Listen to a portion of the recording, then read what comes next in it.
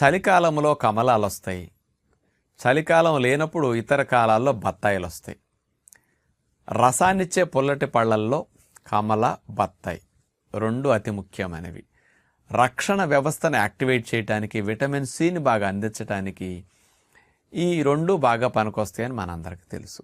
ఈ కమలాలు, బత్తాయిల్ని తీసుకుంటే, బత్తాయిలో 100 గ్రాములు తీసుకుంటే ఆ లోపల తినే ముత్యాలు ఏవైతే ఉంటాయి సుమారుగా 40-42 క్యాలరీలు ఉంటాయి. కమలాలు తీసుకుంటే 48 క్యాలరీలు ఉంటాయి 100 గ్రాములు. షుగర్ పేషెంట్స్ కానీ, కొలెస్ట్రాల్ తగ్గాలనుకునేవారు కానీ, ఎల్డిఎల్ బ్యాడ్ కొలెస్ట్రాల్ తగ్గాలనుకునేవారు కానీ, అట్లాగే హెచ్డిఎల్ గుడ్ కొలెస్ట్రాల్ పెరగాలనుకునేవారు కానీ, బ్లడ్లోకి ఫ్యాట్ ఎక్కువ అబ్జార్బ్ కాకుండా ఉండాలి, మన ఫ్యాట్ ఫుడ్ తింటున్నా ఈ ఫ్యాట్ బ్లడ్లోకి ఎక్కువ అబ్జార్బ్ అవ్వకుండా రక్షించుకుంటే బాగుంటుంది అనుకునే వారికి కమలాలని, బత్తాయిల్ని రసంగా త్రాగటం బదులుగా